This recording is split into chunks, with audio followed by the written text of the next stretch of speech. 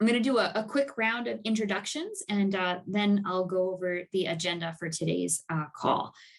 My name is Corey Folsom O'Keefe. I'm the Director of Bird Conservation for Audubon, Connecticut.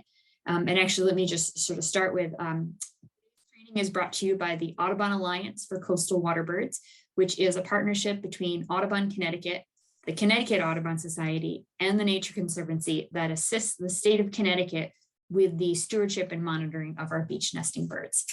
We're also happy to have Laura Saucier, who's one of our state biologists, on the phone today. She's going to be telling you a lot about plovers.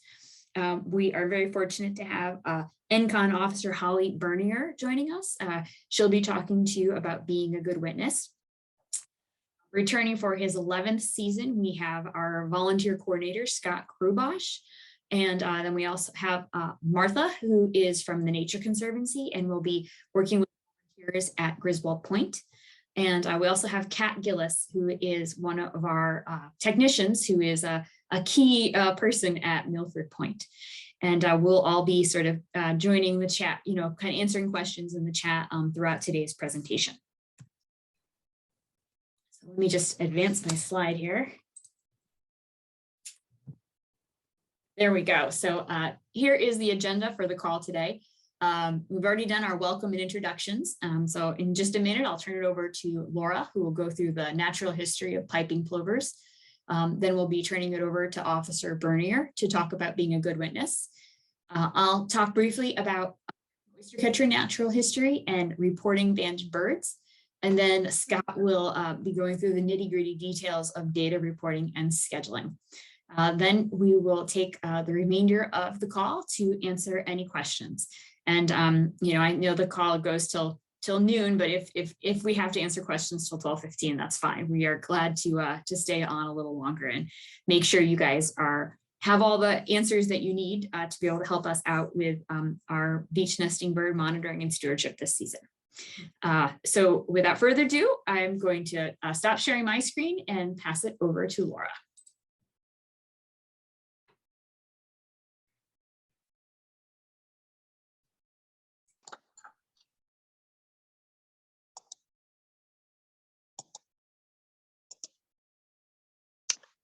Okay, good morning, everyone.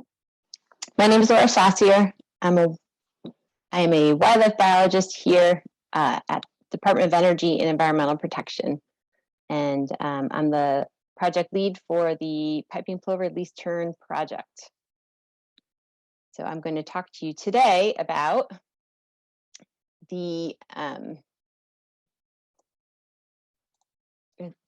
life history of piping plovers and least terns, how we manage them here in Connecticut, as well as monitoring of these birds. So for those of you who want to know what all the hubbubaloo is about piping plovers,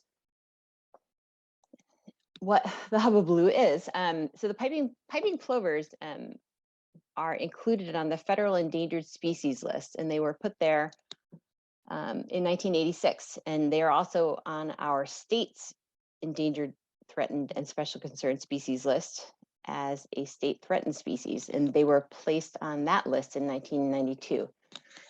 So there's 3 subpopulations of piping plovers. For those of you who are new to the piping plover world, there's the Atlantic coast population, there is the Great Lakes population, and there's the Northern Great Plains population. And each of these 3,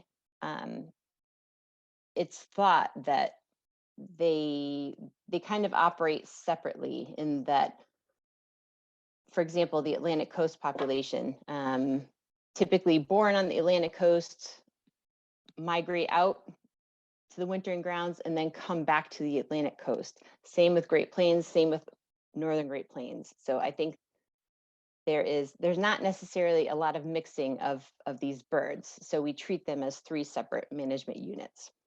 Anyhow, so here in Connecticut, piping plovers were once considered a common summer visitor in the literature. That was the quote I found.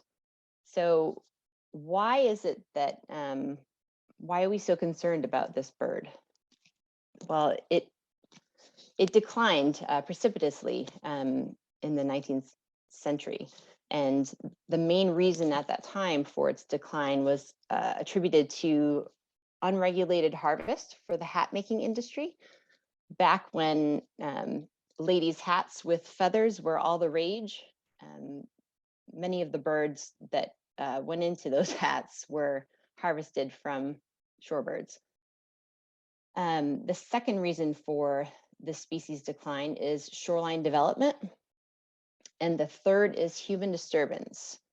So number one is no longer an issue because we have regulated hunting seasons, and this species is not one in which hunting is allowed.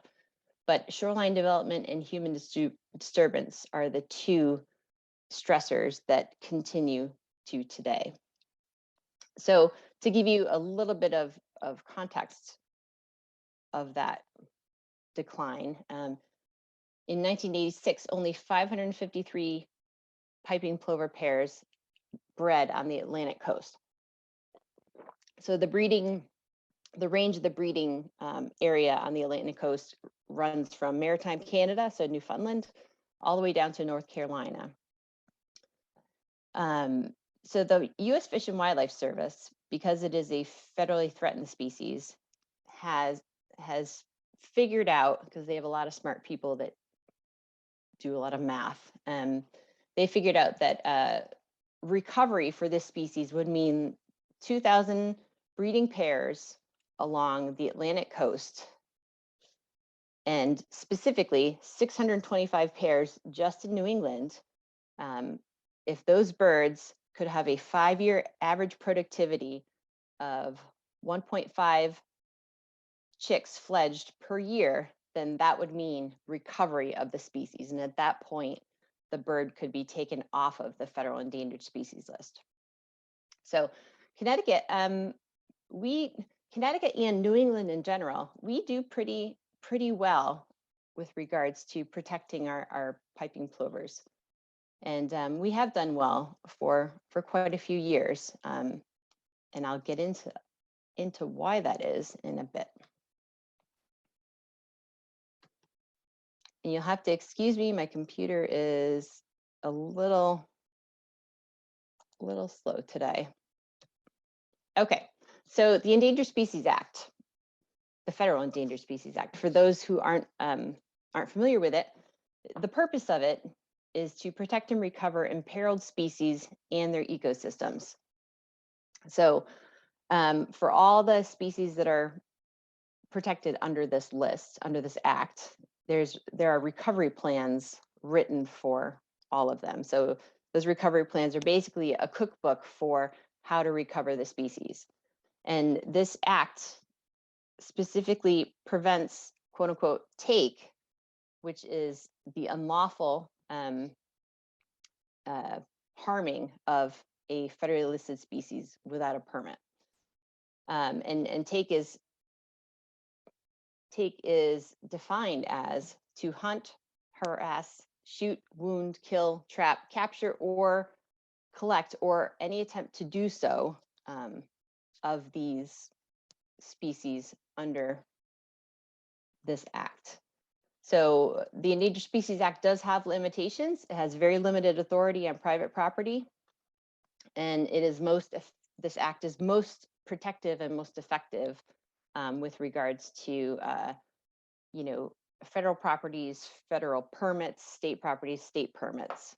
So federal and state nexus. So here in Connecticut, we work with other state agencies, towns, landowners, volunteers, academics, non-governmental organizations. We all come together to protect this bird.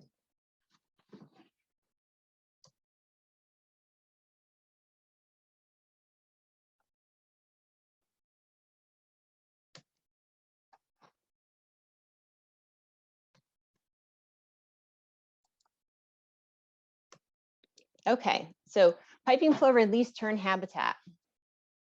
So Connecticut has approximately 80 miles of open sandy beach habitat. And that habitat is inherently, it's narrow, it's very fragmented with development, and it is intensively utilized by many different competing user groups. So the piping plover and least tern are species that have evolved to nest right on the beach. They arrive in late March. They spend their winters from South Carolina south through the Gulf Coast and down into the Bahamas. So the sexes have different plumages. The males tend to have this heavier black collar around their neck. Females can also have that black collar, but it tends to be not as thick looking. And these birds will begin to nest in mid to late April here in Connecticut. So when we talk about narrow habitat, this picture on the left here of, there's our big red circle there. There's a piping plover right in the middle there. And you can see at the bottom of that picture, you can see rack line. And the rack line is basically all the flotsam that settles on the beach after the high tide recedes. So this bird is nesting in the sand between that rack line, that highest rack line, and the heavy beach grass vegetation. So in this picture, it's a very narrow, very narrow stretch of real estate, if you will, that these birds nest in. So what does a piping plover nest look like? It's not like a robin's nest where you have this intricately woven cup of grasses. Piping plover utilize the sand as their nest. So they will go and the males will scrape a depression in the sand, and the female will lay 4 eggs in that little depression or nest cup. And as you can see, these eggs are very cryptic. They're well camouflaged. They blend right into the sand. And while in these pictures, it may seem obvious where the eggs are, I guarantee you standing out on the beach, it's literally a needle in a haystack. And that crypticness, helps camouflage them from predators. So these birds incubate their 4 eggs, and both the males and females take turns incubating their eggs. Incubation full time doesn't start until the female has laid all 4 of her eggs. So, when she's laid just 1 egg, she'll hop off and go and, feed, and will not be sitting on those eggs. Those eggs will remain viable until she's ready to incubate them full time. And those eggs will hatch in 27 days.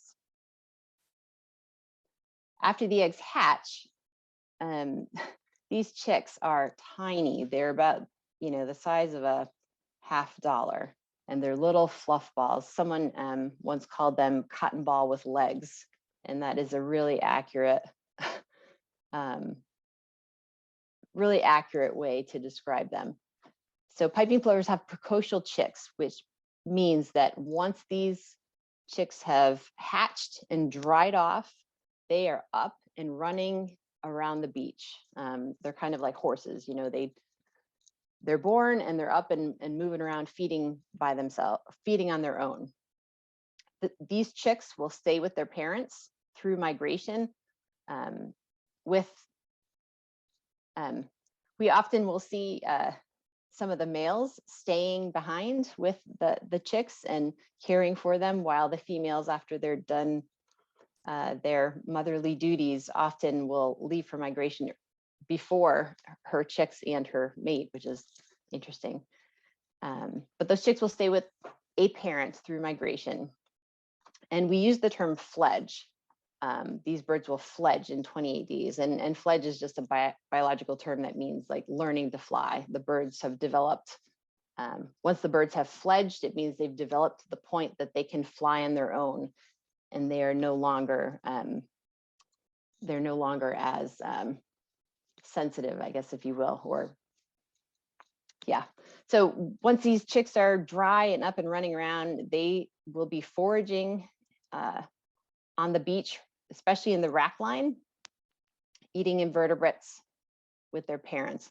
So beach rack is a really important source of food for these birds in the first few days of their lives, because you know, when you're tiny, a beach is huge. Even as narrow as our beaches are, you know, that's a long way for a little chick to run. So they spend a lot of time in the beach rack until they're developed enough strong enough to head out further into the intertidal zone.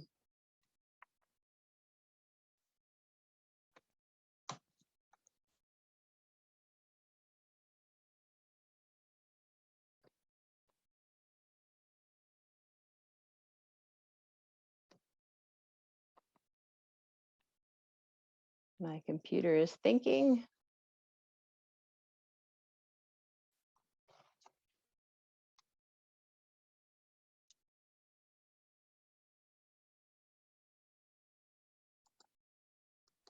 Okay, so I'm going to talk a little bit about least terns now. So least terns are a state threatened species here in Connecticut. But as I mentioned, piping plovers have 3 distinct subpopulations. Least terns also have distinct subpopulations. And while they are not federally listed on the Atlantic coast, they are their interior population, the population that nests along the Great Lakes and the on sandbars and like the bigger rivers out west. That's actually, that population in the Midwest is federally listed. But so least terns, they arrive back from their wintering grounds here in Connecticut in May, and they utilize the same habitat as piping plovers. And oftentimes they nest amongst each other. So if you're monitoring for piping plovers, very likely that you will run into some least terns. So least tern nests, very similar to piping plovers. It's just a depression in the sand. Least terns will lay 1 to 3 eggs. And again, much like piping plovers, they have evolved to have sand colored eggs, which helps, again, with camouflage from predators. Once those chicks hatch, even the chicks are sand colored. They have a speckling on their back, which again, when they're laying, this picture on the right, when they're laying flat, they blend right in. They're really easy to step on. So least terns, which are different from piping plovers in that their chicks are altricial, which means that those chicks, the parents tend to them. The parents bring them food. So those chicks are spending a lot of time in the dunes trying to blend in, waiting for parents to come back with food. And we often see the chicks kind of hunkered up using the vegetation or even, you know, trash that you find on the beach to hide and seek shade in from predators. So one of our conservation challenges is predation for these both of these birds, both plovers and terns. We tend to lump predation into 2 buckets, if you will, you know, natural predators and human subsidized predators. So our natural predators would be species that are, you know, just found on the landscape. So fox, bobcats, coyotes, gulls, fish crows, etc. Peregrine falcons, these, you know, are naturally in the environment in which plovers and terns are found, and, you know, will take these birds opportunistically. Now, species like raccoons, skunks, house and feral cats, and dogs, I consider these human subsidized predators, basically meaning that humans tend to, humans will create situations where these predators are attracted to beaches. So scenarios like garbage that's not picked up, garbage that's left right near left on breeding beaches will attract things like raccoons and skunks. And when they attract these predators, these predators will also opportunistically take whatever shorebirds they find along the way. And additionally, the garbage issue is it can lead to entanglements with plastics and fishing line and whatnot. So it's a challenge to have us humans clean up after ourselves. Another conservation challenge for these two species are dogs. So leashed or unleashed dogs, these birds cannot discern the difference between your family dog and a coyote or fox. So dogs that are allowed to roam beaches, that is a form of disturbance. Really, it's human disturbance. And it's problematic for these animals, because if you think about the number of times people are walking their dogs, it could be, one every hour all day long. And if these birds are reacting to a predator on the beach, i.e. your dog, they're not spending the time they need to be incubating or protecting their chicks. So an interesting thing is that most Connecticut beaches have regulations about dogs, but generally speaking, there's very little enforcement of those regulations. And in scenarios where, we try and remind people of what the regulations are for dogs on the beach, people tend to get pretty defensive when we point out that, dogs aren't allowed on the beach during, the breeding season. People do take their dogs very seriously and treat them as part of the family, and it's almost like you're yelling at someone's child when you speak to people about dogs. So it's a problem. So how we manage piping plovers and least terns here in Connecticut, since 1984, DEP has been intensively monitoring these species, both of them. And we have nesting sites from Greenwich to Groton. We typically have from 13 to 16 nesting sites each season. And as I mentioned before, there's lots of competition between recreation and bird nesting. As you can see from these photos, you've got people driving on the beach, you've got people pulling their boats up and disturbing flocks of birds or nesting birds. And then you have activities like kiteboarding down in the bottom right picture, which is a problem for both of these species as well. So as funny and simplistic as it seems, our biggest tool for managing these two species here in Connecticut is what we call string fencing, which is wooden posts and string. And that string fencing,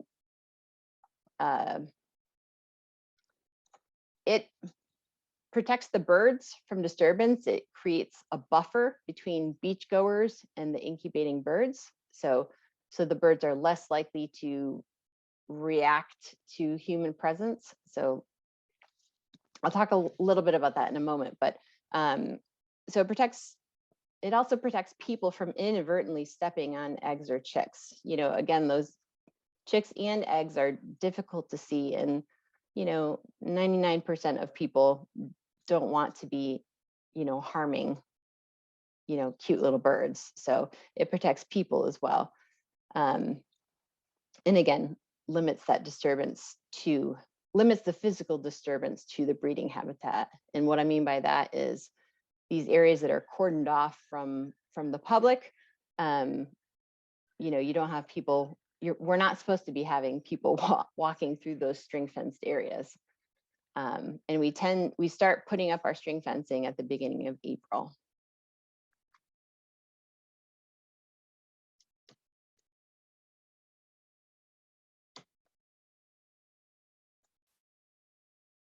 Okay. So nesting beach management is dictated by the species-specific behavior. So piping plovers and least terns act very differently. So when you're out walking the beach, you're going to see piping plovers also out walking the beach. Plovers spend way more time walking versus least terns, which fly into the beach, fly out of the beach. Plovers walk most of the time during the nesting season. So as you're walking the beach and you come across a nesting pair of piping plovers, their behavior is to basically walk parallel with you and escort you out of their territory. It's not aggressive looking at all. So sometimes people don't necessarily pick up on the fact that this bird is territorial of a certain patch of beach. So that's one of the things that you're going to want to look for when you are out walking is are you being escorted down the beach by this pair of birds? And at a certain point, once you're out of the bird's territory, the bird will turn around and head back to where its territory is. So that's another clue that the bird is territorial of a certain area of the beach. If you see a piping plover use a broken wing display, which is you will see a bird basically kind of at your feet flopping and dragging a wing behind it. And you would think that, oh my goodness, this bird is ill, it's injured. But really it's completely a ruse. This bird, it means that you are too close to the bird, either the bird's nest or the bird's chicks. And what this parent is trying to do is try and lure you, i.e. a predator. They perceive us as predators, trying to lure us away from those eggs or chicks by acting like an injured bird. Because if you indeed were a predator, you could either have a couple, 2 to 4 eggs, or you could have this big, meaty, not really big, but a meaty bird. That would obviously be more food than a few eggs. So they just flop at your feet, trying to lure you away from their young. And once you're sufficiently far enough away, that bird will hop up and take off.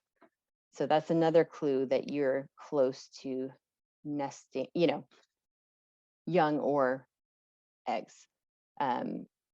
One thing I'd like to note is that if you have a bird flopping at your feet with giving you a broken wing display, it means that you are super close and that you should retreat, basically just wherever you are, back up towards the water, and so that you don't continue to stress that bird out.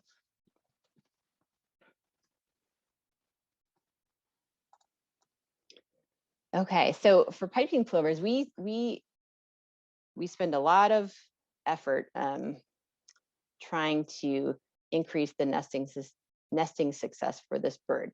So what we will do is DEP, we will sometimes use a metal fence. We will erect a metal fence around a piping plover nest. Now, the fence, the gauge of the nest, the gauge of the fence is such that the bird can walk in and out of. So it's not like the bird is trapped, but that fencing provides a barrier for things like skunks and raccoons and foxes, keeps those animals from being able to eat the eggs. It is purely, we're trying to increase the hatching success of the birds by making sure nothing eats the eggs. So we tend to exclose nests after the 4th egg is laid. And again, it keeps predators and people away from the nest. They're usually fairly large, and we bury the bottom of the fencing into the sand to discourage predators that dig, try and discourage them. And we will place bird netting or blueberry netting on top of those exclosures to also keep critters like fish crows out from getting in there and eating the eggs. Typically, if you're looking at an exclosure, there will be a nest in the center of it. Really, it's just really the only predators that can get in there are rats and weasels they're small enough to be able to get into the exclosures. And while we do acknowledge that doing this activity around this bird, it is stressful for the bird. All while we're erecting these exclosures, the parents are doing broken wing display, they're peeping at us, they're clearly stressed out. But by using these exclosures judiciously, we don't exclose every nest, but by using them, we increase the hatching success. It's like 96%, which is much better than no exclosure, where the hatching success is closer to like less than 50%. So after the chicks hatch, the exclosures that you see on the beach, these birds do not recognize them as any form of protection. Once the chicks hatch, the whole beach is their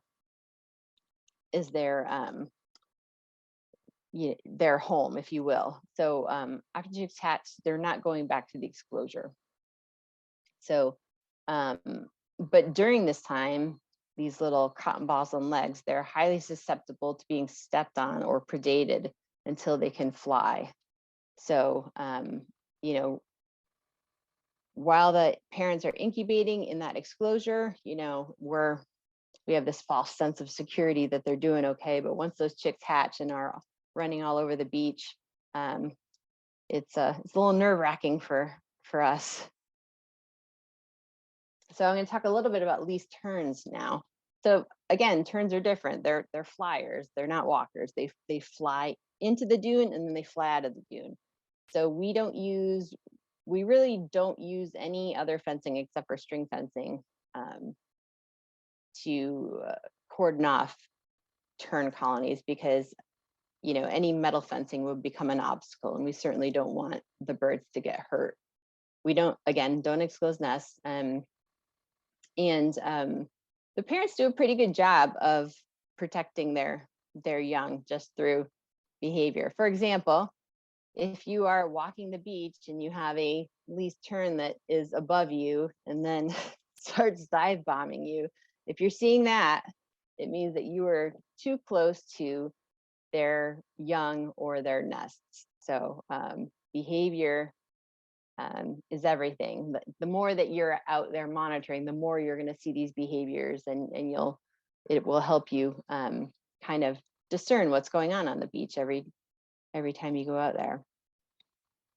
That said, we have in the past used tern fencing, which basically we will put metal fencing on a large stretch of beach, basically just to keep people out. It's not necessarily the predators as much as just keeping an area open and minimally disturbed for the birds to settle down in and nest. But we don't often use that. So monitoring, which is where you folks come in. Why is it so important? Well, while you're out there, you're collecting data for us.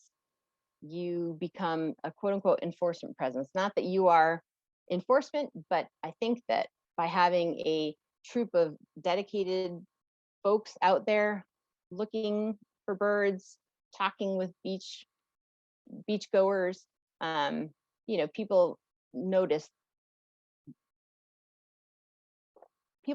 And I think it gives them pause and they go, oh, all right, well, I guess these birds that I don't really think are a big deal, maybe they are a big deal, and you get a little bit more respect and better behavior, I think, by having dedicated people out there watching the birds. So you folks will become our eyes and our ears. You're going to be letting us know what you're seeing out there. Are you seeing string fencing down? Are you seeing, how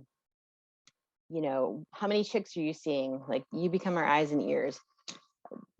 The folks that are doing, so it's at deep, it's really only Rebecca Foster, who is our shorebird tech extraordinaire, and only half of my time. So it's 1.5 people's time to manage the entire state of Connecticut. So without your help, we couldn't be as successful as we are. Secondly, folks being out there and monitoring the birds, it's an opportunity to educate people. Honestly, some people only go to the beach like 1 or 2 times a year, and they're only going there to play in the water, build sand castles, maybe play volleyball. They're not even thinking that the beach is habitat for an endangered bird. And this is an opportunity that, you can educate someone. And thirdly, you folks help us with protection during the holiday weekends. So especially Memorial Day and 4th of July weekends, with the uptick in beach visitation, you folks really help us out, especially when we have chicks running around during those times. Every time you go out and monitor, you're going to be reporting back, okay, I saw 3 chicks. And if everyone counts the chicks every time they go out, it helps us understand like what's going on with the chicks. Are they being predated? Are they being stepped on? What's going on? So again, you're the eyes and ears. And we meet our recovery goals most years basically because of you folks. We have an enthusiastic, experienced, and extensive monitoring network that donate a lot of time to make sure that these birds are successful. So monitoring, how's it done? And we will have a training session in April 9th. Scott will get you the details of this, but just so you know, we're going to have a training that's going to show you how monitoring is done. For those of you who've never monitored birds, we'll show you how to do it. But monitoring basically requires walking the beaches and looking for plovers and terns. I want to stress that you would only be out monitoring birds under good weather conditions only. If it is too cold, too windy, or too hot, I want you to stay home because it's better for you, but I also want less disturbance to the birds as well, because they also are impacted by poor weather conditions. So we don't want to be adding more disturbance during poor weather conditions, adding more disturbance for these birds to endure. So if it's bad weather, stay home, only go out in good weather. You're going to be making sure our signs and string fencing are up and adequate. You'll be checking on the location and activity of plover pairs and the number of chicks that you see when you're out there. And so these cordoned off areas with string fencing, we don't want you to be in there because it ends up being, I think that if you are going in there, then you are, it gives the impression from other people that are on the beach that it's just a suggestion and not a rule, if you will. So we want to talk the talk and walk the walk. So staying out of the string fencing is very important. So there are safe areas to walk. And I know when I first started doing plover work, I was incredibly paranoid about potentially stepping on chicks or eggs. So one way to be sure that you are not doing that is that walking in wet sand. So, as the tide comes in and out, there's a zone of wet sand. By being there, you are always safe. You're never gonna step on an egg in wet sand. You want to stay out of the dunes because dunes are sensitive habitats. And the dry sand is that sensitive nesting area. For the most part, we have these areas already cordoned off, but there are some instances where birds will attempt to nest outside of our string fenced areas. And those are the scenarios where we need people to really be vigilant and watchful. So again, back to the species specific behavior for those times when the birds may be trying to nest outside that string fencing. Is this piping plover escorting you down the beach? Is it using broken wing display? is at least tern dive bombing you. These are all indications that the birds have territories set up. And those are the things that we really need you to report back to us. So another thing I'm going to talk about is education. So while you're out there and answering people's questions and that sort of thing, you know, reminding people to be respectful of the signs and fenced off areas is always key. You know, some people, again, they don't understand that birds will nest right on the beach. Certainly you can let people know what the dog regulations are for that particular beach. And by the way, all that information is included in your volunteer information packet. So don't be concerned. Most things that I'm talking about now are reflected in that. You always want to talk to people positively about the birds. You know, I think that if you're excited about it, the people that you're talking to tend to get excited about it as well. And really the message that I like to give out there is that, because people can be pretty grumpy that, you know, part of their beach is, you know, not accessible to them, but just pointing out that, you know, beach is habitat, and all these birds really just need is a little bit of time and space to raise their young, and certainly bringing it back to family values, I think resonates with people, certainly people that have little kids for sure. That's all these birds are trying to do. I'll save questions till the end, I think, and I'm going to have Officer Bernier talk about being a good witness. And while you're out there, you're going to see all types of human behavior, but there are certain scenarios that we want to hear about. These birds are protected by state and federal law. So Officer Bernier is going to talk to us about the law enforcement perspective. So jump in whenever you're ready.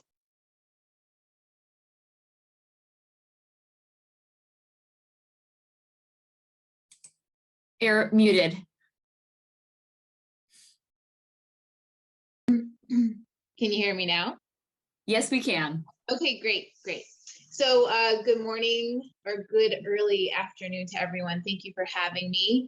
My name is Officer Bernier. I am a conservation police officer with DEEP in this local area here. I'm in Westport right now. I've been on the job for 16 years.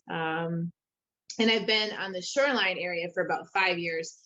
And I've actually done some personal presentation at the Audubon before COVID. So, and that was always fun being face to face, but you know, we find ways to adapt. So this was a really informative presentation. I'm just gonna kind of talk off the cuff. I know you said you have some stuff up on the screen here. So being a good witness, you know, you guys are volunteering to do such a great thing, and you're going to encounter a lot of different types of people and different types of demeanors, and you're going to see a lot of things. I want to touch on some areas, especially with dogs, because I think that, like you said in your presentation, people can be very sensitive with their dogs, and where you're going to see things, you're going to be on private property and state property. So for example, Sandy Point in West Haven is a local beach versus Silver Sand State Park in Milford. Now, when you're on private property, you're going to have local ordinances, town ordinances, versus state regulations on state property. Silver Sand State Park has their own dog regulations, so does Sherwood Island, and State Park in Westport. They have their own dog regulations versus these town beaches, Sandy Point, Long Beach, Short Beach, which are town ordinances. you know, if you see a dog that's not under control or shouldn't be there, or is harassing a nest or injured a bird, or is uh, kind of getting into that area, the string fencing or the exclosure, then you're gonna want to call. I think on your side it says to call 911, and then they're probably going to refer you to our dispatch center, which I see the numbers up there. That's great, the 424-3333. And when you call, whether it's 911 or our emergency dispatch center for DEEP, you're going to want to be as descriptive as possible. Okay, what's happening? What did you see that's prompting this phone call? And location is very important. So where are you? What part of the beach are you? A description of the parties and people involved. So that would be as detailed as possible. Whether it's, you know, the gender, the clothing description, the hair color. And, you know, I must say the most imperative thing whenever you're encountering someone is your safety is paramount. If you feel like the person is becoming aggressive or argumentative, you know, this is when you step away, you get to a safe location, and you can call then from a safe location and give all those descriptive markers that I just mentioned. And if you see the person getting into a vehicle and you're at a safe location, I mean, I'm assuming everyone's going to have binoculars. A registration plate is by far one of the best pieces of information that we can get, because the time that it's going to take an officer to get to you on scene or get to the area is going to take some time. But with a registration plate, we can run that information and get a lot of useful things to contact that person, even if it's after the fact. So that is very useful. And some things that I was noting down while Lori was talking was that you guys are such a great tool, because you're out on foot, you're our eyes and ears on the sand, on the ground. And what I find works best for me, because, you know, people can be very sensitive. Some people, you know, they just don't like being told that they can't do this or can't do that, is I really like to take the educational approach first. Give the people the benefit of the doubt that, you know, they didn't see the sign, they didn't know that the species was here. And I always like to talk with people and not at people. You know, I respect goes a long way with many people, and if people feel they're being respected, even though they're being educated, and, you know, maybe it's a little uncomfortable for them, in my experience, it always helps the situation remain positive. And you know, you guys do a great job of posting and making it very clear that these species are here and we have to share this space. And I have met some grumpy people that don't want to share space, and they have an entitlement to the property, but at the end of the day, they are protected. And if you see a violation, then yes, please do call it in and give us all those identifying markers that I mentioned, and we'll respond. So navigating into response time, for an example, the coastline of Connecticut is broken up into different zones with officers in them. So currently right now, including myself, we have 4 officers that patrol and are responsible from New Haven to Greenwich. So that's, you know, quite a big space. And that's how it's broken up in the state. So how this would work is if you called 911, more likely than not, they're going to refer you to DEP. And they're going to call the closest officer to respond. That could be anywhere from 20 minutes or an hour. It depends on if it's a busy hot summer day or where the officer is in the zone when you called. So all the information that you can give is great, and we're going to do our best to get there. And again, if the response time is long and you have the opportunity to get a registration plate from the offending person's vehicle, that will help us to reach out to that person even after the fact. And if we're talking about an egregious incident where a bird is injured, a nest is destroyed, an egg is crushed, and obviously we're trying to protect them from many more things than that. But in a situation like that, if you have a camera or you use your phones, take some pictures of the area and the nest and the egg. And because in a case like that, I personally, and I know my fellow coworkers feel the same, we're going to want as much evidence, because when we pursue that individual for violating the protection of the birds, we're going to want that included in the case. So that's just a tidbit of information. And so again, safety first. Always don't get involved in an argument, or if someone is losing their cool or has been drinking, which coincides a lot with our warm weather and hanging out on the beach. Just walk away and get to a safe spot and give us a call. That's by far the best recommendation that I can give you all. And I'm open to any questions if anyone has any.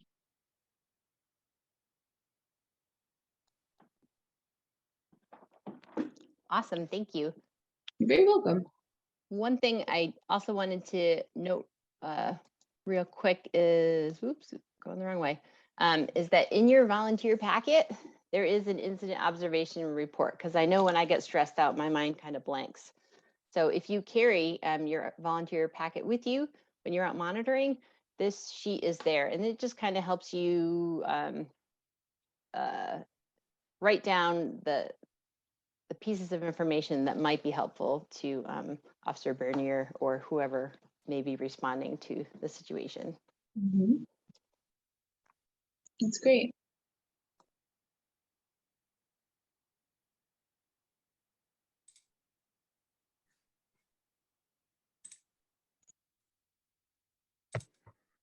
I have a question. Yes. Oh, my name's Leanne. I live in East Haven. Hello. And I've been monitoring. Hi, everybody. I'm so glad there's such a big group. It makes me very happy. I have a question about how far inland does the coastal waterway people monitor or research? Because, the wetlands and the marshes and so forth go, in some cases, up to a mile or more inland. That's one question. Okay, I'll take that one real quick. So these birds are, our plovers and terns are nesting on the coastal beaches. So it's really just coastal towns and specifically sandy beaches that we will be monitoring. While there are some sandy beaches up the Connecticut River, we have never found piping plovers up in the rivers at all. So we're concentrating right on the coastal sandy beaches. Well, thank you. I kind of knew that. I was just wondering, for what it's worth, could you just say how I would discuss that question with you guys, the coastal waterways and the inland waterways. Where do I write? What do I look for? Is it the Audubon something .com or whatever?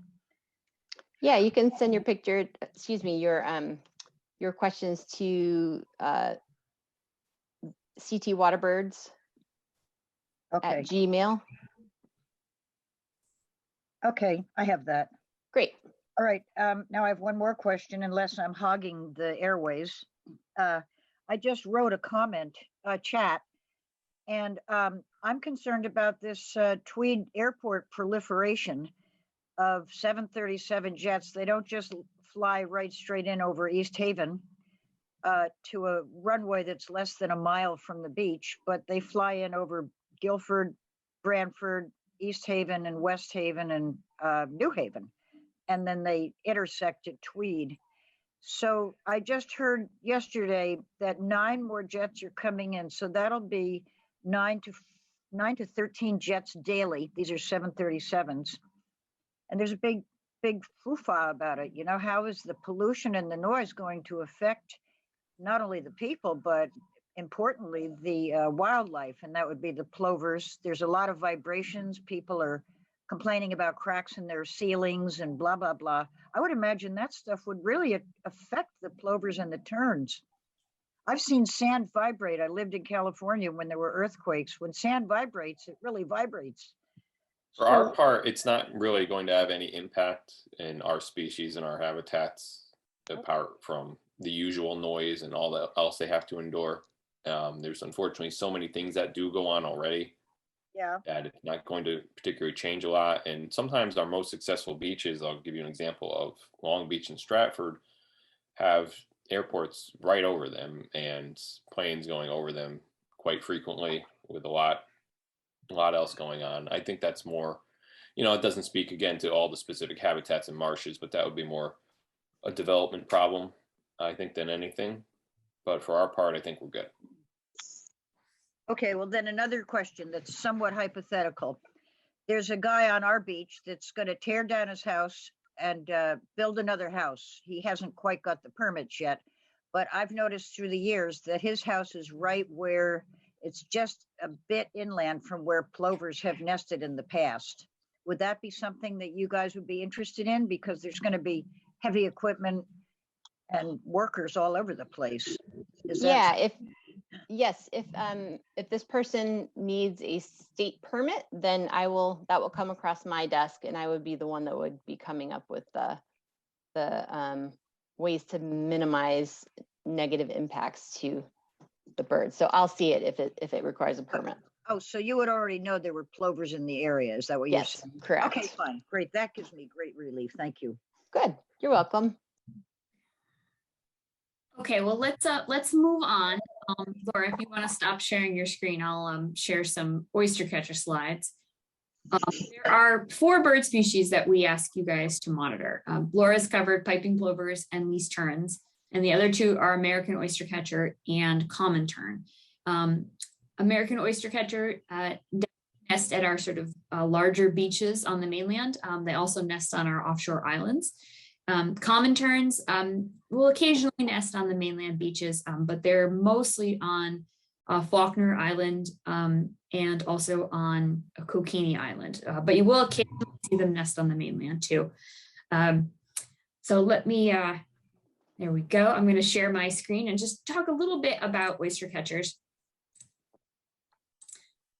They are similar to piping plover in that they are territorial. So you'll have, on our larger beaches, somewhere between 2 and 4 pairs sort of occupying various territories. Oyster catchers breed from the Gulf of Mexico up to Massachusetts. And the population size in North America is about 5,000 pairs. And in Connecticut last season, we had 78 breeding pairs. Then those 78 breeding pairs produced 50 chicks for a productivity of 0.64 fledglings per pair in 2021. Oyster catchers are semi-precocial, so they're kind of in between plovers and least terns. Their chicks are mobile, downy, and able to move around, as soon as they hatch. They'll follow their parents, but they can't eat on their own like piping plover chicks. So they do need to be fed by their parents. Oyster catchers are already showing up in Connecticut, and they'll start nesting in mid-April and will be nesting till roughly the end of August. Incubation period is similar to plovers. It's about 24 to 29 days. And then it takes about 35 days for oyster catchers to fledge. Oyster catcher nests are on the ground, just like plovers and meese terns, and their chicks are pretty camouflaged. So if you take a look at this picture, this is a very recently hatched nest, and you can see that there are 3 chicks there. But it does take a minute sometimes to find the 3 chicks because they are pretty camouflaged. When these birds get older, the way you can distinguish them from the adults is by looking at their beak. So the bird in the middle is an adult American oyster catcher, and then the birds on the left and on the right are juvenile oyster catchers, and you can see that their bill has a black tip and it is orange at the base, versus the adult American oyster catcher has a completely orange bill. Oyster catchers, one thing that's kind of neat about them is they have 2 different foraging strategies. Some of them will sort of hammer on oyster and other mollusk shells until the shell breaks. And then others will sort of sneak up on an oyster or a mussel shell, and they will stick their beak in and they will cut the abductor muscle. And that's how they'll get access to the insides of the shell. And what's interesting is if you have oyster catcher parents that are hammerers, that's the skill they will teach their young, versus if you have oyster catcher pairs that are the type that like to go sneak in and cut the abductor muscle, that's what they'll teach their young as well. Our oyster catchers, they are at our mainland beaches, the larger ones like Milford Point, Long Beach, Sandy Point, Bluff Point. But a lot of the birds are on offshore islands. About 80% of our birds are on offshore islands, and then about 20% are on the mainland beaches. As I mentioned earlier, in 2021, our productivity was 0.64 fledglings per pair. And this is a little down from past years. We tend to average about, our 10-year average is 0.7. But last year, we lost a number of nests to storms, and then we lost, the same thing, we lost some chicks to storms as well. And also predation could be an issue for these bird species. The birds tend to nest on the islands because they're a safer place to nest. Islands see less disturbance from humans. They also see less predators. And that is sort of typically the birds that are nesting on the islands do better than the birds that are nesting on the mainland. The exception was in 2020. And what happened in 2020 is that, during COVID, a lot of our beaches, they were maybe limits to how many people could visit a beach, or there were regulations that were put in place that only people who were local to that town could visit a beach. Or in some instances, beaches were closed for a period of time. And that actually gave oyster catchers kind of reduced the amount of disturbance on beaches in the early part of the season at some of those sites. And that's why in 2020, we actually had better oyster catcher productivity on the mainland than we normally do. We do band our oyster catchers in Connecticut. Audubon, Connecticut has been actively banding oyster catchers since 2018. And we have 48 birds that are banded. So our bands, as you can sort of see from this photo, are yellow. Ooh, I went ahead accidentally. And they tend to either have the letter T or the letter N on them. You will occasionally see oyster catchers with other colored bands. We do have a number of red bands. Those are birds that were banded in Georgia during the winter months and then have come up to Connecticut to breed in Connecticut during the summer months. But typically the oyster catcher bands, they're called field readable bands. So they'll be on the upper part of the leg, and they will either have sort of the 2 digits, like we have some birds that are T1, T2, T3, and then we have birds that have an N, and it's sort of a triangular formation. So the N is on the top, and then the 2 digits are below the N. And we've learned a lot from banding our oyster catchers. And one thing we've kind of learned is where our oyster catchers spend the winter. So of the 48 birds that we've banded, 26 of them have been sighted during migration or on the wintering grounds. And they've basically been resighted in every state along the Atlantic coast, and then also as far south as the Gulf of Fonseca in El Salvador. So here are just some examples of where birds have been resighted in the winter months. And the most exciting thing we can report recently is 2 of our fledglings that were banded, I believe last year, were resighted in Florida and South Carolina. So it's nice to know that these fledglings that hatched in Connecticut have sort of safely made the journey down to sort of the wintering grounds. And we can definitely use your help reporting oyster catcher bands. So when you are out monitoring, you will inevitably see some of these birds that have bands on them. And we would love it if you can help us collect that data. There are 2 ways to do it. Well, first, when you just submit your regular data sheets to Scott, and he'll be talking more about that in just a minute, you can include information about whether you saw any color banded American oyster catchers. The second way to do it is that you can go to the American Oyster Catcher Working Group website, which is amoywg.org, and you can actually enter your sightings directly into that website. And it actually can be kind of fun, because when you enter a sighting into that website, it will actually tell you where else that bird has been resighted in the past. So, if you say you're at Sandy Point and you enter a oyster catcher band from Sandy Point, it will tell you that that bird was maybe originally banded at Sandy Point, but in the winter months it went to Florida and South Carolina. So it kind of is a fun way. It's definitely fun to enter your data via the Oyster Catcher Working Group website, because you'll get some immediate information on where that bird has been sighted in the past. And by reporting bands, you're helping us to learn a lot more about these birds. So for example, oyster catchers stage in the spring before they go to their nesting areas, and then they stage again in the fall before they head south to their wintering grounds. And by reporting banded birds, you're helping us to identify these staging areas. Also, by collecting information on banded birds, we learn more about the lifetime reproductive success and survival of these birds. And we also learn about their breeding behavior. We used to think that oyster catchers would, mate for life, and then they would always return to the same site. And while that's still true for some of the birds, we are learning that there are exceptions. We have had 7 birds that have nested at one site and then switched to a different site. And then we've also seen examples now of birds that have switched mates. So we are learning a lot from having bands on our oyster catchers.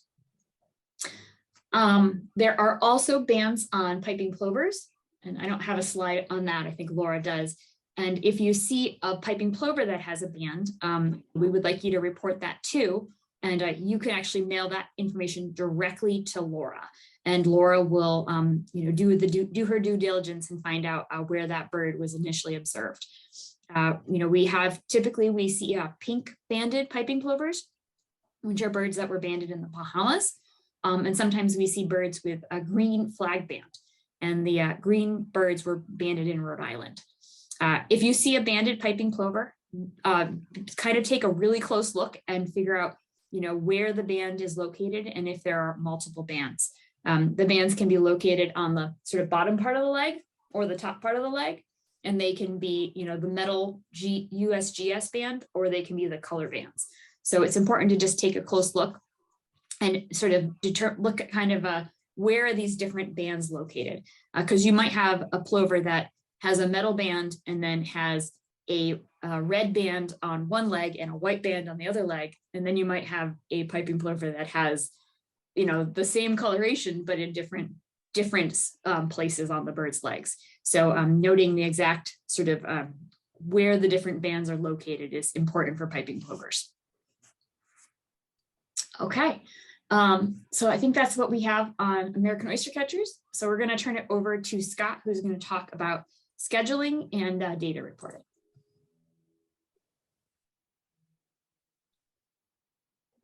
Thanks, everybody. And it's good to have you all here. We'll get that slide up, I think, from Laura in just a moment. And I'll start talking about what we are going to do for data management, submitting your information, scheduling, getting you all set to go out to the beaches. And we'll continue to answer questions as we go. I'll try to get through this as I quickly can without being too overwhelming, but just bear in mind we can certainly answer questions later. This will be recorded so that you can review the presentation again. And we have some time before we get really busy with the birds this season to answer questions. ctwaterbirds@gmail.com and so forth. Did you want to speak about that for a second, Laura? Yeah, this is the banded piping plovers. Like Corey was talking about, there's a flag on the upper part of the leg, and basically, like Corey said, just do your best to try and describe the band color and kind of the order in which you're seeing the bands, because different researchers have banded different birds and they have their own schemes. So send me any information that you have when you're out there. And a quick thing, Scott, I didn't know where to put this, so I'm just putting it here. Folks have probably heard that there's a bird flu going on, because if it's not COVID, it's got to be bird flu, right? But anyhow, I just wanted to take a couple seconds to just talk about this real quick. So per the CDC, this bird flu poses low risk to the public. So thank goodness, not something we really have to worry about. But what we do have to worry about is that wild birds can be infected and show no signs of the illness. And as they migrate and go about their business, they may be spreading the disease to potentially our domestic poultry. And those are the birds that are most sensitive to H5N1.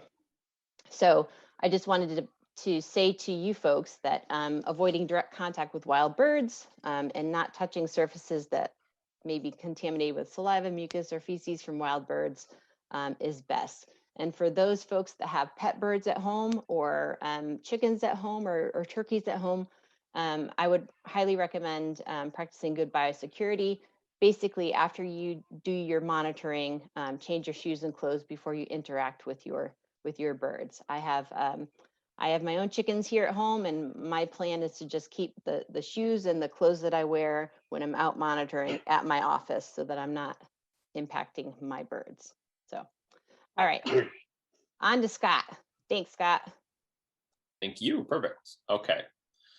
So now we'll get through all the little details about what you're going to do at your beach. Essentially, your duties and responsibilities include working at least, a few hours a month from April to August. It can be one day or a specific date. It can be a time period of, I go every Thursday in the morning. You can even do multiple days a week. It's pretty much up to you.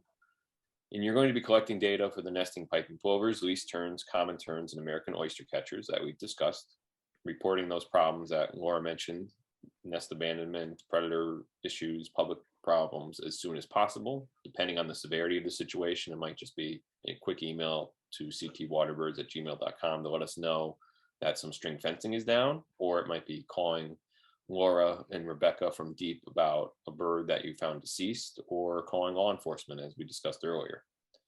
Educating beachgoers about questions pertaining to what you're doing, what's going on the beach, why are these birds here, why are these string fenced areas up. That's always great. Like we said, just go be as kind and understanding and positive about it as possible. If people are, no, I want to, leave them be. If people are like, hey, what's going on over there? That's a great person to talk to, and just let them know.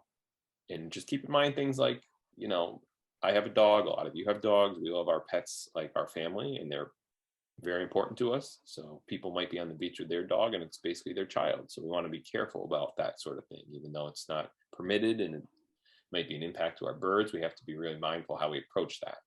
And thankfully this year, after a couple of years where we didn't have opportunities for volunteers to join us, you will be able to come out and help erect string fencing and signage. And we will put those dates and locations up and on our blog, out through emails and social media and so forth. And that's a good time also to come not only help us get everything done as a staff, but to be able to talk to staff and other experienced monitors and volunteers and get a better sense of your beach or the birds, or see different areas. And that might also happen later on around fireworks time, which this year will probably be rather widespread again after a couple quiet years of not too many displays. This is a lot of fun and it can be very rewarding, but we want to keep in mind that you're volunteering for CT Deep and that we have to make sure our procedures and practices are professional. So you want to make sure you have a current liability waiver on file with Deep, which is in the volunteer packet I mentioned in the chat. We'll be sending to all of you. You have to make sure you wear your ID badge in monitoring, dress as neat and professional enough in appearance while still being mindful of the weather where you are. And don't do things like be drinking alcohol or fishing or recreational activities while you're monitoring. We ask that when you go monitoring that you're there for monitoring. And just in light of COVID in the last couple of years, to continue practicing, social distancing, good hygiene, wear a mask if you feel comfortable more doing so, and that sort of thing. So you'll definitely want to have that volunteer ID card and badge with you at all times, and that will help you gain access to beaches. If you are going to somewhere like Long Beach and Stratford, it requires a resident sticker or a fee. If you have your ID and you explain what you're doing and you're there, with your binoculars, not a car full of people in a cooler, then you can certainly be let in to go monitoring and they will give you permission to do so. So you'll want to have things like binoculars, brochures, which we'll distribute to you or you can pick up at various locations soon. You want to have your phone, anything like a camera, sunblock, jacket and hat, insect repellent, water, snacks. Bear in mind you're going to the beach. It's usually a lot colder in the spring, can be very hot in the summer. So you'll want to definitely plan for the weather and be mindful that you're going to be out there for the bird safety, but your own as well. We don't want to have you going out in that same thought on days that are really bad weather, whether it's inclement weather, such as heavy rain, severe cold, if it's below 50 degrees, if it's very hot, above 90 degrees, really hazy. You don't want to be going out there walking miles on the beach in the sun. And besides your safety, it's also putting the birds at risk, because if in the course of monitoring, we're drawing a bunch of terns off nests, we don't want to do that at any time, but all the more so during weather that could harm them when it's really cold, really hot, or raining. You want to start all your surveys recording that weather, the time, the date, the tide, basic information. When you review our data submission forms, you'll be able to see all the information that's required, and we'll prompt you to fill it in, so you won't have to forget what to put down when you're in the field. And when you come home, you'll know everything that you need to include. As you walk, you'll be able to scan areas, hopefully with your binoculars, looking down the beach, walking that wet sand like Laura described. And this helps you see what's down the beach, not only for people, birds, all of it. Keep yourself and keeping them safe. You're not going to want to enter the symbolic fencing, as Laura said, or go into any areas like that, because you'll not only threaten the birds, but you'll encourage others to do so. You record everything that you can as much as possible, whether it's pairs, if their birds are courting, whether they're feeding, how many young there are, what approximate ages they are, nests, and so forth, and that'll help in all the data entry later on. You want to keep your time minimal near the birds. That's why we try to stay in the wet sand and keep away from them, keep it a far distance and view with binoculars. And we want to make sure that if we see that suspicious behavior, if we see those really big events that are going on, like NCON and Deep discussed earlier, that we're going to fill out the appropriate forms, we're going to contact the appropriate authorities, and that we're going to let Laura and Deep and us at ctwaterbirds@gmail.com know what's going on, even if it's after these reports have been made. Just keeping all of us in the loop with as much information as possible, as soon as possible, is vital. And like we discussed as well, you can educate people in a friendly and informative manner about the piping plovers and all of our other species, about general beach ordinances and regulations. But if anything remotely hostile or uncomfortable comes up, just have a good day. See you later. Keep walking. Tell us about it later. Monitoring is done formally from April to August.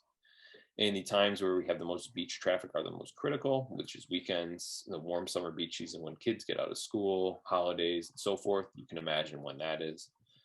You're going to sign up like most of you have to attend this session at ctwaterbirds@gmail.com.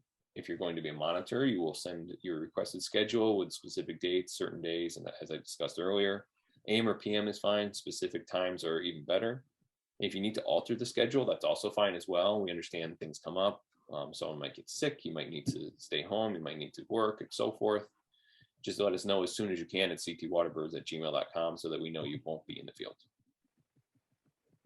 Available locations include Campo Beach in Westport, Sherwood Island State Park, Pleasure Beach, Long Beach, Russian Beach in Stratford, Milford Point, Silver Sand State Park in Milford, Sandy Point in West Haven, Griswold Point in Old Lyme, and Bluff Point State Park in Groton.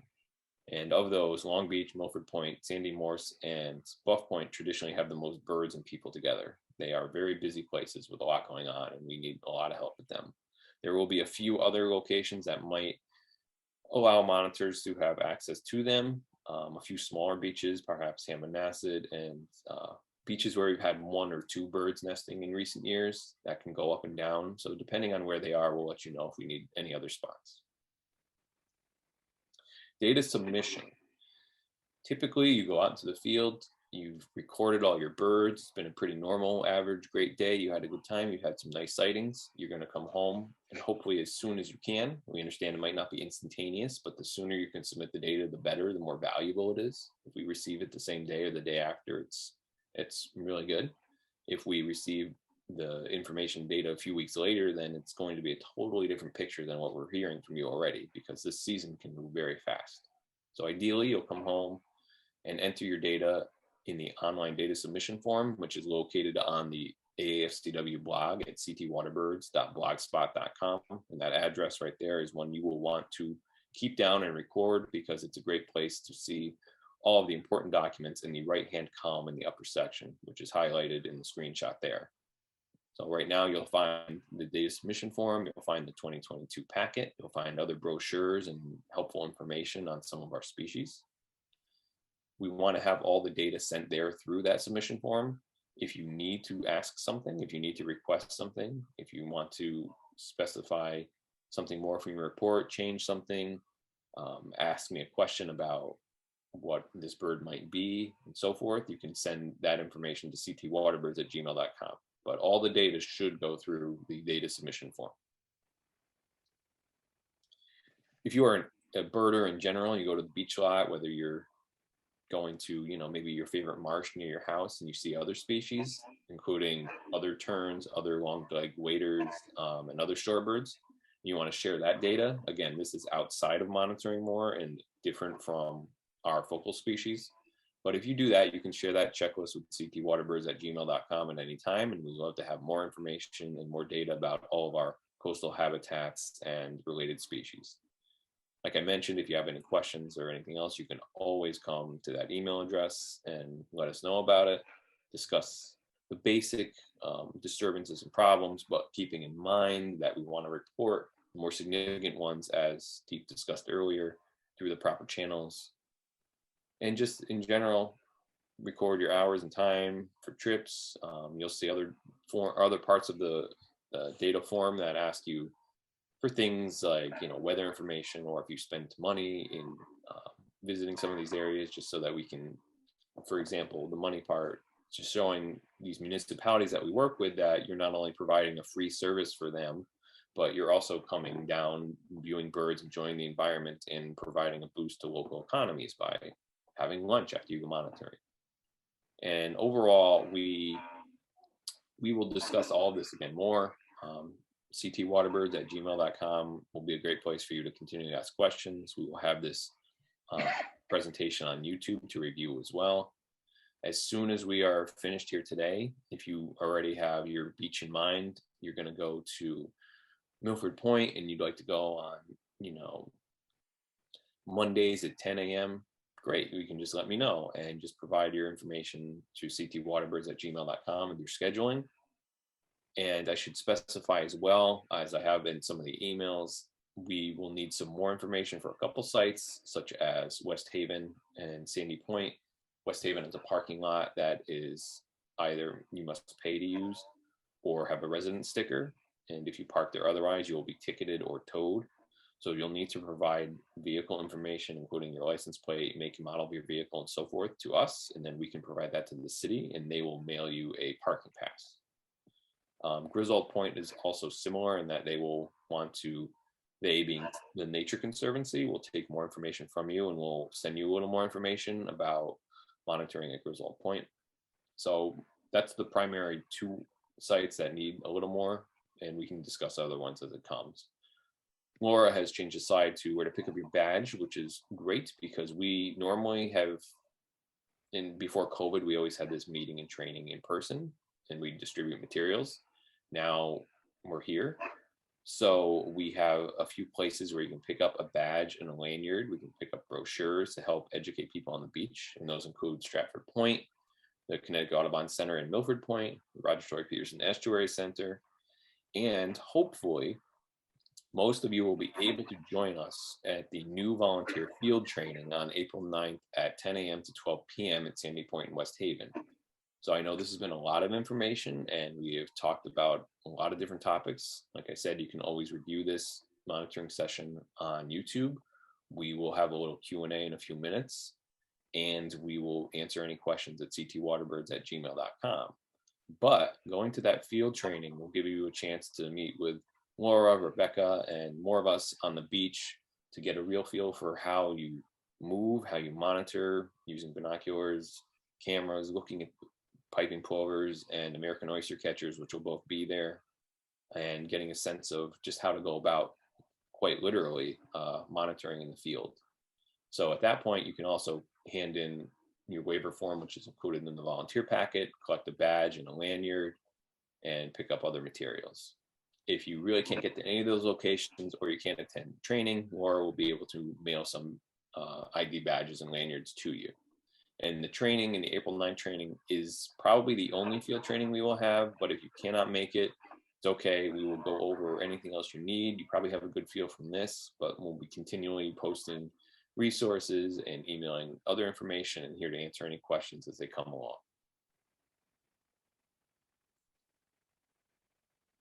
And here's just some maps of our different sites. You can see Bikini Island and Sherwood Island State Park and Westport. It's a busy area in Bridgeport, Stratford, and Milford with Pleasure Beach all the way over to East Broadway. West Haven, the very busy Sandy Point, which is where the training will be. Madison, Old Lyme, we might have a chance to monitor at Hammonasset, and Griswold Point certainly will be a place for volunteers to visit. Harkness Memorial State Park is a site that is monitored only by staff and the state. So while you might hear about piping plovers nesting there, again, it's just because of access reasons and other staff management that we'll just take care of it ourselves. Waterford Town Beach and Bluff Point State Park is another big site. Thanks so much. And we'll start to get around to more of these questions now. I know Corey and I have been going back and forth a lot in the chat, and I'll let my colleagues chime in with anything they have, and we'll get through it all. I know it's been a lot, but thank you so much. And I promise it gets a lot easier. As Corey mentioned, this is our 11th year. I've been the volunteer coordinator for all 11 years. I've worked for Connecticut Audubon, Connecticut, a lot of different places. Once you get used to it, it really feels like it's just something you look forward to every year and a very easy, straightforward, and rewarding process. So I thank you so much for joining us. And Corey, I'll turn it over to you. Thanks, Scott.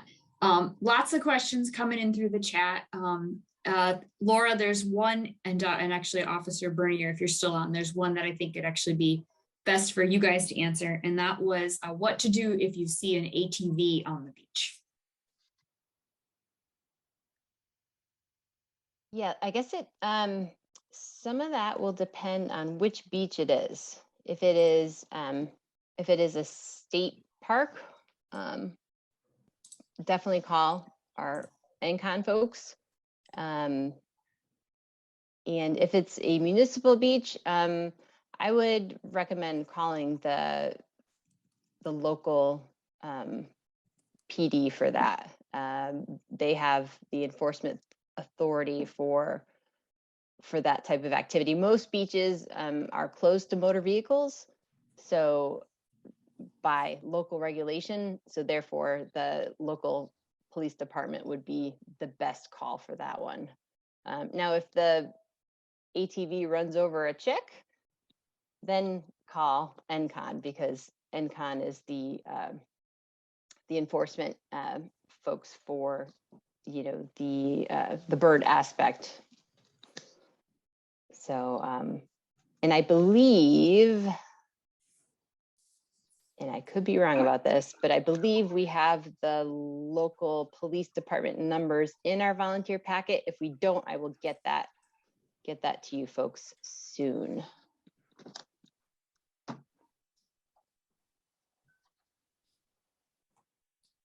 Okay, I'm going to just quickly answer a few questions that are coming in the chat. And then Leanne, I saw you raise your hand again, so we'll get you after I answer some of those. Somebody asked, what is the address for Sandy Point where the training on April 9th is? And Sandy Point is located in West Haven at the intersection of Beach Street and 3rd Avenue Extension. Somebody also asked, what is NCON? So ENCON is the Environmental Conservation Officers. It's sort of a state police that is specific to sort of addressing environmental concerns and being present in our state parks. Let's see here.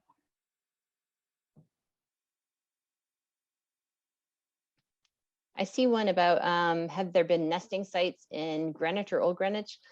There are historical records for plovers nesting in, Greenwich Point Park. There we go. We check there every June, but we have yet to see birds show back up there.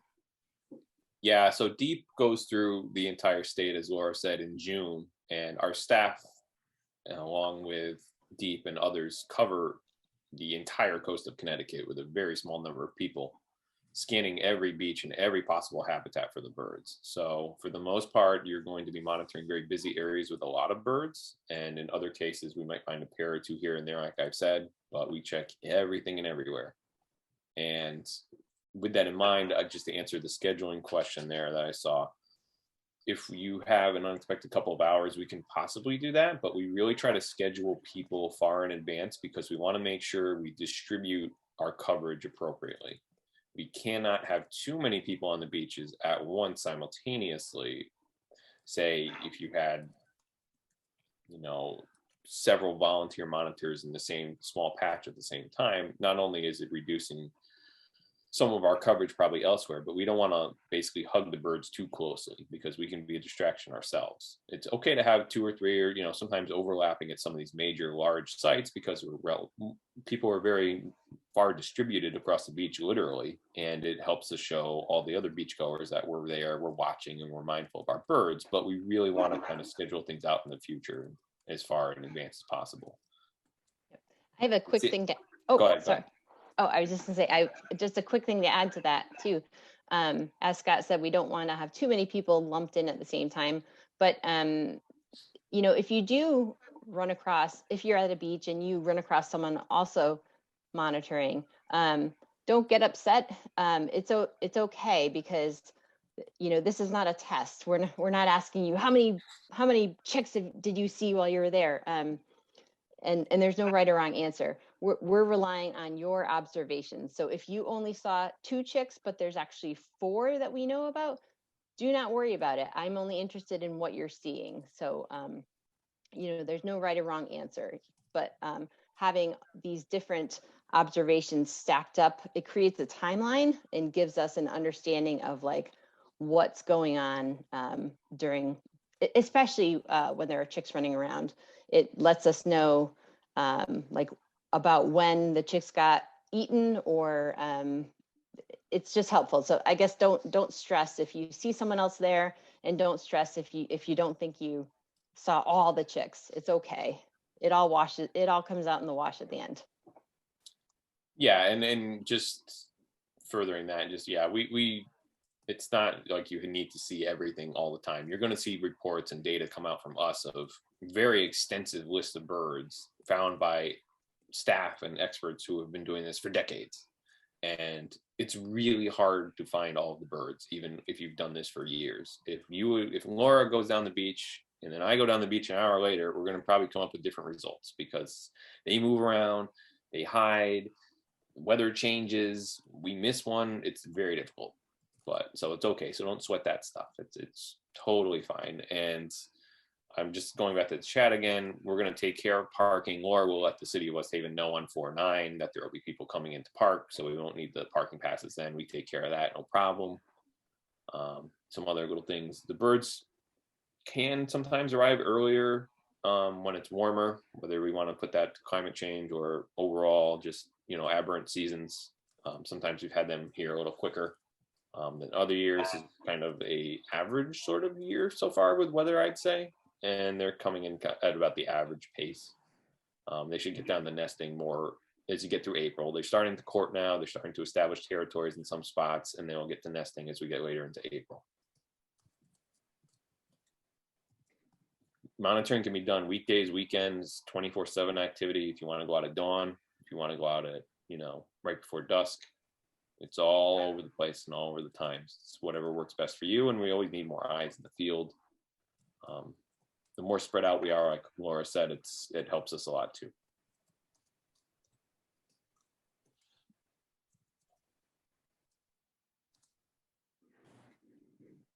Somebody asked if you have, if you don't have a specific site you want to monitor at, is there sites that we need specifically need help at?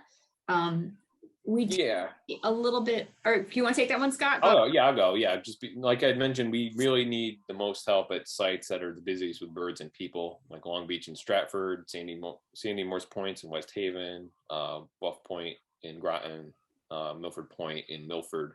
Those are very busy bird areas, and they're often really, really full of people in the same areas that the birds want to be. So being able to have more eyes there on everything going on is typically helpful. If you can do that, if you're local enough and nearby to those are great. In general, I was going to answer something else. Corey answered in the chat about where we fence and string the birds in the area so they nest. We go where they traditionally do, but fencing is continually expanded and contracted. If birds are not nesting in a certain area, you can imagine whether it's municipalities or private landowners do not want to have large areas fenced off, and we will remove it and contract it to some degree. If a bird is nesting outside of the fencing, which happens all the time because they don't know where we put that little fence up, we have to expand it and we will enclose it. And that's something you might see, and you can let us know, like, oh, I'm in Milford Point and there's a bird and it's on a nest and it's 20 feet outside of the fencing over here. And if you let us know, then we will, as soon as we have staff in the area, go out there and help expand it. It's something, again, this is something to keep in mind is how fluid this is. There is always a weather event that's happening. There is always a disturbance that's happening. There's always something crazy happening from the birds. So we're always having to adapt on the fly with a field staff that could, basically fit into 2 cars for the entire state. So it's a lot going on, and that's why it helps so much to have all of you doing this. And you can definitely pick more than one site. It really usually helps, though. I would recommend, if you're a new monitor, to do one site, because you're going to want to get used to your birds, your people, how stuff goes, where to walk, and to get a sense of things. And it just helps to be concentrated on, one area so that you walk in and out and you know what's happening and what to do and what not to do. And you will not need a parking pass from Milford Point. You can simply park in the parking lot at the coastal center and you'll be fine. I had one quick thing I wanted to mention for anyone who lives out east of the Connecticut River.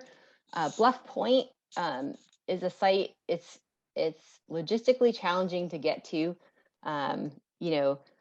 So if anyone is interested in like a mile walk in, and then a mile walk on the beach, and then a mile walk out, Bluff Point's your place. Unfortunately, it's a mile. You have to walk a trail for a mile to get to the beach. It's a little bit less than a mile, but you know, you certainly want to factor, if you're interested in doing Bluff Point, you want to factor in the amount of work it's going to take and the time it's going to take to get there. So that's a very important note as well, because we want to keep in mind some of the sites like that, like Laura said, are harder. Like Long Beach is a long walk all the way down. You walk all the way to Pleasure Beach. You can go to Pleasure Beach if you want, but that's a mile-long barrier beach if you went all the way to the end of Pleasure Beach.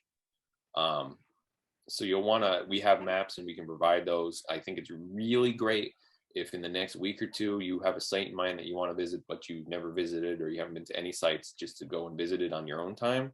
Take a walk, take a look around. Does this look good to me? Can I do this every week? Will I be able to do this if it's really hot? Will I, etc. And also, I should say, if you want to do Griswold Point, you're going to have to be considerate of tides. And overall, we should always be considerate of tides, but being able to access Griswold Point and the beach there, you will only have to be going at certain lower tides, because otherwise you'll be walking through water. And in general, it's good to go. Laura mentioned earlier just how to walk along the beach in the wet sand and tides, but to go at lower tides, especially if you're new to this, so you have more space between the birds and yourself.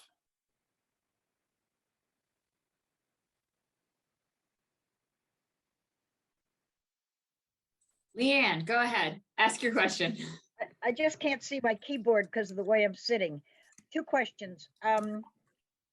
Does an old badge from years ago still work, or have they been replaced by a more modern looking badge? Because I still have my old one. If you still have your lanyard from years ago, you can use that, but the badge has a date on it. So Okay. if the one you have will have expired at this point. Okay, that's number one. Second question is, I was talking to a kid who was driving his ATV on my beach, and I took the liberty of telling him that the plovers were a national endangered species, and that it's against federal regulations for piping for ATVs to be on beaches that harbor protected species. It worked like a charm. However, what's the actual fact? So what I mean is the kid really listened to me and he was like, oh my God, okay. no, So- that's awesome. That's awesome. Like I said, most municipalities, so if it's a municipal beach, like the town owns the beach, almost all of them are closed to motor vehicles. So there are local regulations and ordinances against driving on the beach. And as far as, so if you did have the beach open to driving, which you don't really have that, having piping plovers nesting on it as well would be, it's not against the law to drive an ATV on a plover beach, that's too bad. but, well, like I said, the local ordinances kind of supersede that in a way, because you shouldn't be doing it. But in other parts of the country, there are beaches that people can drive on, that plovers breed on. There are just, you would really have to have someone there monitoring the situation all the time. Like, for example, in the Cape, people drive on the beach, but in order to drive on the beach, the folks that do that, they have to hire someone to watch the birds, to make sure no one runs the birds over, because it's really, killing the bird or harming the bird that is where people would get into violations of the Endangered Species Act, which is finable. Oh, great. Okay, that's a good explanation. Thank you.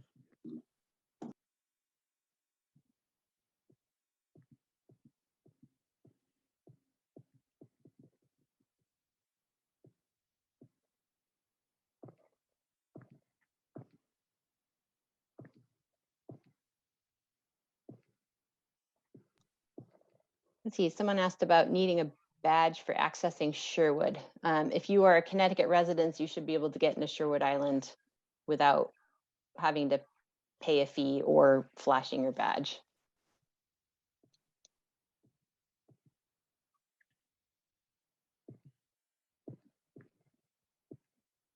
Were there any other questions that someone didn't that I either didn't see in the chat or people just want to throw out there?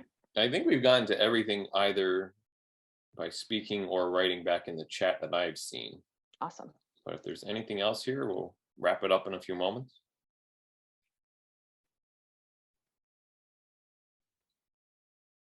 Quiet Yeah, once crowd. again, thank you, everyone. We appreciate it. We hope to have you on board this year. We'll get you all set. I know it was a lot of information again, but we'll continually provide links to the volunteer packet, to the list of beaches, to directions on what to do next. I'll send out an email next week with all of that, along with this presentation again for your review, and we'll get everything all done.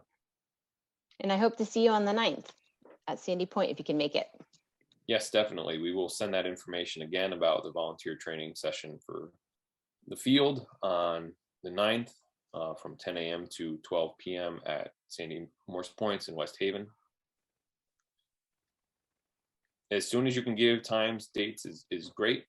It doesn't have to be immediate, but the sooner the better. And that way we can just better schedule everyone. And we hope to, over the next week or two, I hopefully get everything all set.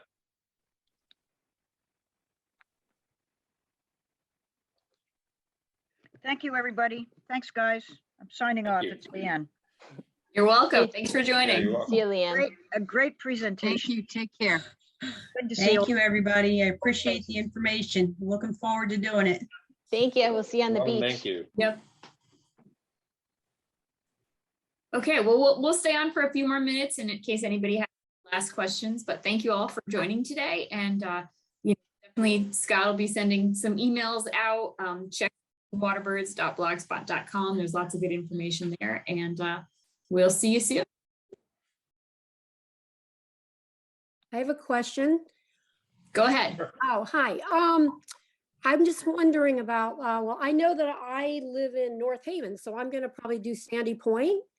And I'm just wondering, okay, do I need to write to Scott and tell him that's where I'm going to be so I can get and give my information about my car and all that? And then how do I get my lanyard? Is it going to say volunteer for Sandy Point on it, or so I can get in?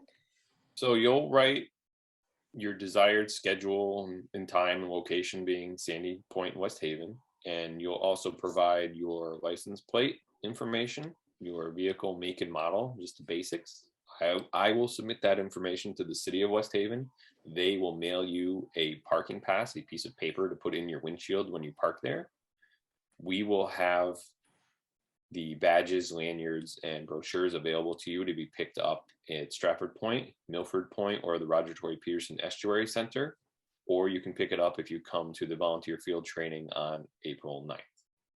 Okay, yeah, I'm going to come to that. I'm pretty open. I just retired, so I can pretty much come anytime. I'm kind of wondering, what are the times you have the most deficits? Any idea from times past what are the most times you need people? It's it varies because we have different folks at different times over the years, but the times of greatest need are typically weekends. So, because you're just gonna have more people often at the beach. So if you are really flexible and you can go on a weekend, whether it's, very early morning, middle of the day, late evening, that's all good, but that's okay, probably the great. best. Great. All right, thank you. Thank you.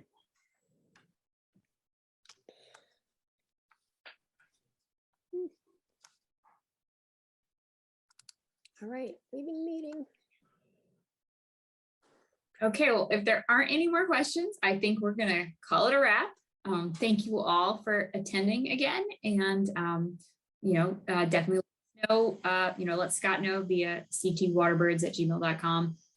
Where you'd like to monitor, what day, morning, afternoon, that sort of thing, and we'll make sure you get everything you need to get started. So thanks again, and have a great rest of your weekend. Bye. Bye, everybody. Thank you. Bye bye all. Thanks.